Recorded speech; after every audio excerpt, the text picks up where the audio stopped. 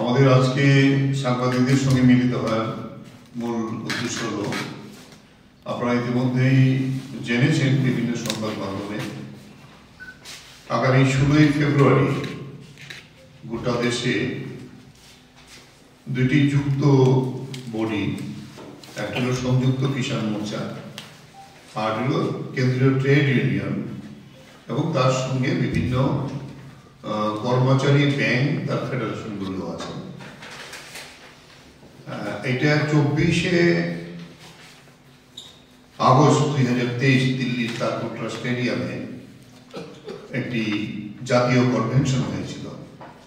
সেই কনভেনশন থেকে 21 দফা, পরে আরো কিছু দাবি, 22 দফা দাবি ঠিক হয়েছিল। তার ভিত্তিতে বিভিন্ন পর্যায়ে সংযুক্ত কিষাণ মোর্চা কৃষকদের জন্য এবং সংযুক্ত ট্রেড ইউনিয়নগুলো বিভিন্ন পর্যায়ে তাদের দাবি নিয়ে এই লড়াই করেছে।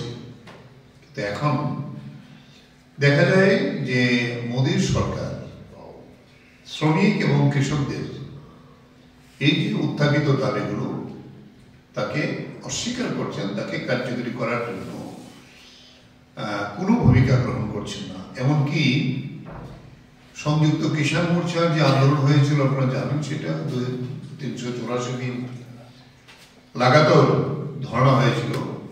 সেই ধর্ণার পরে নরেন্দ্র মোদী তা বাতিল করেন। তারপরে আমরা প্রত্যাহার করেছিলাম। প্রত্যাহারের পরে কেন্দ্রীয় কৃষিমন্ত্রী 9ই ডিসেম্বর 2023-21 এটা লিখিত প্রতিশ্রুতি দিয়েছিল যে এই কৃষক আন্দোলনের যে অপূর্ণ দাবিগুলি তা মানা হবে। তার পরিপ্রেক্ষিতে গত 26শে জানুয়ারি প্রজাতন্ত্র দিবসের দিন গোটা দেশে সংযুক্ত কিষাণ মোর্চা, যাকে সমর্থন জানিয়েছিল সংযুক্ত ট্রেড ইউনিয়নগুলো, সেখানে প্রজাতন্ত্র দিবসে ট্রাক্টর প্যারেড এবং ভেহিকেল প্যারেড এবং দেশের 500টি জেলাতে এই প্রতিবাদ সংগঠিত হয়। এরপরও দেখা যায় সরকার কোনো একটু শব্দটুকু নেই। তাই এই পরিপ্রেক্ষিতে এই দুটি সংস্থা, কেন্দ্রীয় ট্রেড ইউনিয়নগুলো এবং সংযুক্ত কিষাণ মোর্চা, তারা বসে আগামী 16ই ফেব্রুয়ারি দুটি পর্যায়ে কৃষকরা সংযুক্ত মোর্চার ডাকে গ্রামীণ ভারত বন্ধ আহ্বান করেছেন। তার লক্ষ্য হইল গ্রামীণ বাজার, মান্ডি, গ্রামীণ সমস্ত যে পরিকাঠামো, কৃষকরা পর্যন্ত জমিতে যাবেন না, ক্ষেত মজুর যারা চাষ করতে যাবেন না, সেইভাবে সিদ্ধান্ত নিয়েছে।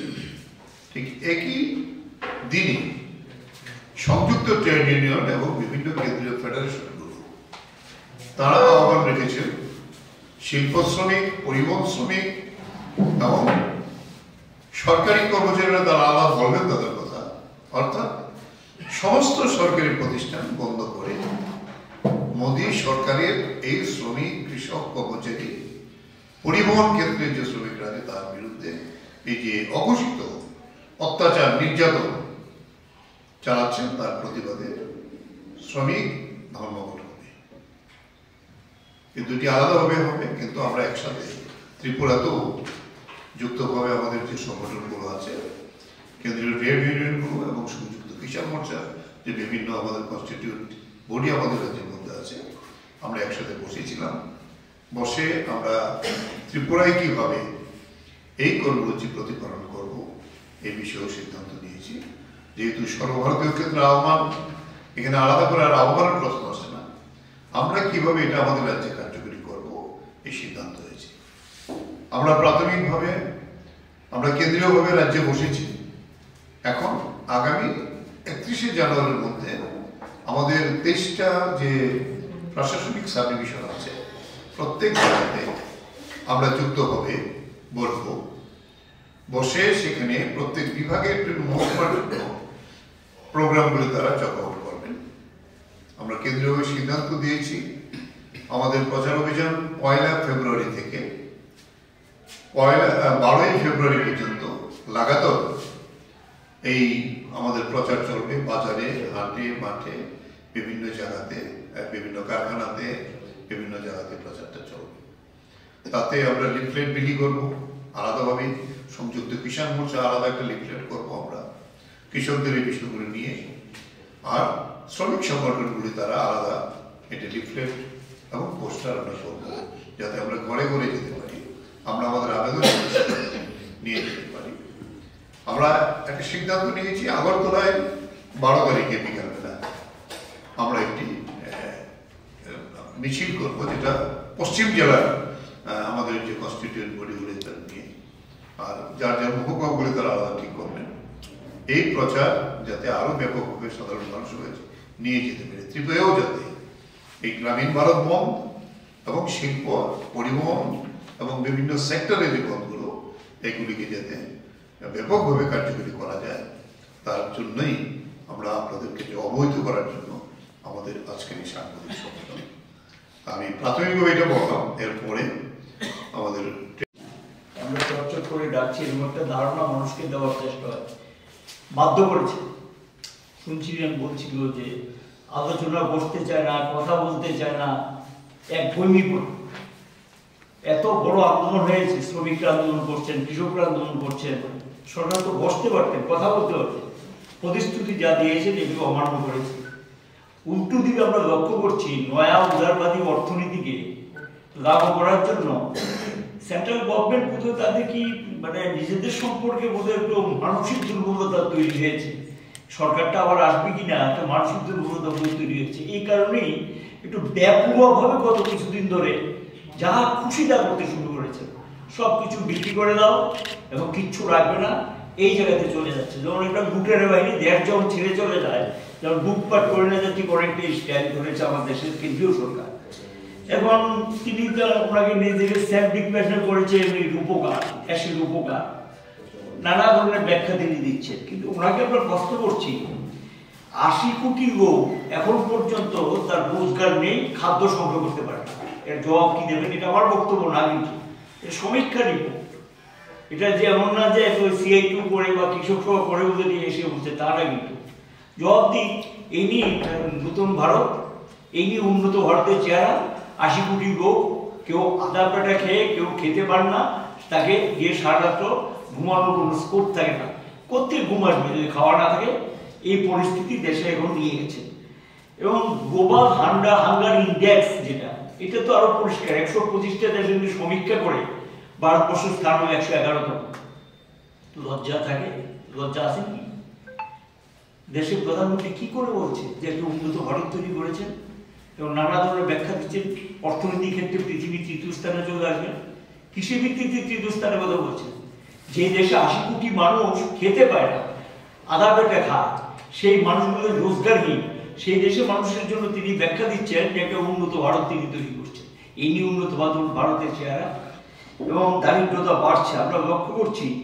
রিসেন্টলি রেগা যে কাজকর্ম করে গরিবদের একটু কাজ টাজ পেতে 60,000 কোটি টাকা ছাড়াই করে দিয়েছে। কি কাজ পাবে কোথেকে? এই ত্রিপুরার যে কাজ করেছে পয়সা পায় না, অনেকদিন যাও। তো কি ব্যাপার? বড় লোকদের টাকা মুখ করে দিচ্ছেন, ট্যাক্সের টাকা, আর গরিবদের টাকা ছাঁটাই করছেন বাজেট থেকে, 60,000 কোটি টাকা ছাঁটাই করে দিয়েছেন। এবং এখানে একটা রিসেন্টলি আমরা লক্ষ্য করলাম, ইনফোসিস, ঠিক আছে, IT সেক্টরে বড় কর্তা তিনি, তার কথা মানতে হবে, শুনতে হবে। ইনফোসিসের মালিক বলল যে আইনটাকে সংশোধন করে 70 ঘন্টা করে দেওয়া, উইকলি 70 ঘন্টা কাজ করতে হবে শ্রমিকদের। কোথায় সিদ্ধান্ত? 8 ঘন্টা কাজ, এটা তো আমার অধিকার, এটা আইনও সিদ্ধান্ত। এবং 8 ঘন্টাকে অমান্য করে এখন 70 ঘন্টা দিয়ে যাচ্ছে। অলরেডি কর্ণাটক গভর্নমেন্ট এবং আরো কয়েকটা বিজেপি শাসিত রাজ্য তারা নোটিফিকেশন জারি করে দিয়েছে 70 ঘন্টা কাজের নির্ধারণ করার জন্য। এতে কি হবে? তার যে এক্সেস, অর্থাৎ 12 ঘন্টার উপরে কাজ হচ্ছে, তার যে এক্সেস ওয়ার্কটা, এক্সেস যে কাজটা করবে 4 ঘন্টা বিনিময়ে কিন্তু সে কিছু পাবে না। উল্টো যে বেকাররা কাজ পেতে এই জায়গাতেই কর্মসংস্থানের সুযোগ তৈরি হতো, এই কাজটা তাদেরকে দিয়ে বেশি করে মুনাফার পাহাড় জমা করে। কার জন্য? আদানি আম্বানির জন্য, ইনফোসিসের কর্তাদের সুবিধা করে দেওয়ার জন্য, তার মুখের হাসি ফুটানোর জন্য। এই চরম অমানবিক এই সিদ্ধান্ত তারা নিয়েছেন, যেটা আইনগত সিদ্ধান্তের বিরোধী। ইন্টারন্যাশনাল লেবার অর্গানাইজেশন যে তার যে সিদ্ধান্তের বিরোধী। আমি একটা দৃষ্টান্ত দিচ্ছি, উন্নত দেশগুলোর কথা বড়াই করলো, সেই সমস্ত দেশে কত 36.7, 36.8, ম্যাক্সিমাম 37, 36, 38 এর মধ্যে লোকে Japan, German, France, Italy, Britain, America weekly কাজ করতে হবে। আর আমার দেশে কাজ করতে একটা ওয়ার্কারের এখন এভারেজে 50 থেকে 60 ঘন্টার মতো, এটাকে বাড়িয়ে এখন 72 ঘন্টা দিয়ে যাচ্ছে। তো কাজ পাবে কোথায়? বেকার তো কর্মসংস্থান হবে না। এটা কি করবে? আমার শ্রমটাকে লুট করে নিয়ে লুটের সুযোগ করে দেওয়ার জন্য ব্যবস্থা তারা করছে। এবং এখানে তিনি উল্টো দরিদ্র ভারতের সুযোগ নিয়ে ইসরায়েল হানালা এবং এদের দেশে 42,000 শ্রমিকদের দিয়ে অফার দিয়েছেন তোমরা ইসরায়েলের কাজ করার জন্য। তা তো লজ্জা থাকা উচিত যে ইসরায়েল যুদ্ধ বিধ্বস্ত, ইসরায়েল গাজা ভূখণ্ডের উপর আক্রমণ সারিত করছে, মানব সভ্যতার বিরুদ্ধে তাদেরকে গিয়ে সাহায্য ভূমিকা নিয়েছে। এবং এখানে মজুরি অস্বাভাবিকভাবে শ্রমজীবীতে কমে গেছে, কল্পনাই করা যায় না। মজুরি বাড়বে কথা, মজুরি কমছে, জিনিসপত্রের দাম বাড়ছে, এই অবস্থা চলছে। আমরা বলছি শ্রমকোড বাতিল করো, শ্রমকোডের সুযোগ নিয়ে এগুলো তারা করছে। বেসরকারিকরণ তো লাগামহীনভাবে চলছে। বিদ্যুৎ আপনারা জানেন বেসরকারিকরণের প্রসেস শুরু হয়েছে, অ্যাডমিনিস্ট্রেটিভ অর্ডার বের করেছে। এখন আইনটা পাস করাতে পারেনি কৃষক আন্দোলন এবং শ্রমিক আন্দোলনের জন্য। এখন কিছু অ্যাডমিনিস্ট্রেটিভ অর্ডার প্রশাসনিক নির্দেশ দিয়ে সেন্ট্রাল গভর্নমেন্ট এই আইনের যে ধারাগুলি আছে সেগুলি কার্যকর করতে শুরু করছে। এটা তো মেনে নেওয়া যায় না। এবং এরা এখন আউটসোর্সিং অ্যাপ্রেন্টিসের নামে শ্রমজীবীদের ঠকাচ্ছে এবং যেমন খুশি তেমন 5,000, 6,000, মাসে 3,000, 4,000, 7,000, 8,000 টাকা মজুরি দিচ্ছে। এই অবস্থা আউটসোর্সিং এর নামে গোটা দেশে শ্রম দুঃখ করা একটা কারখানা তৈরি করেছেন, এই অবস্থা চলছে।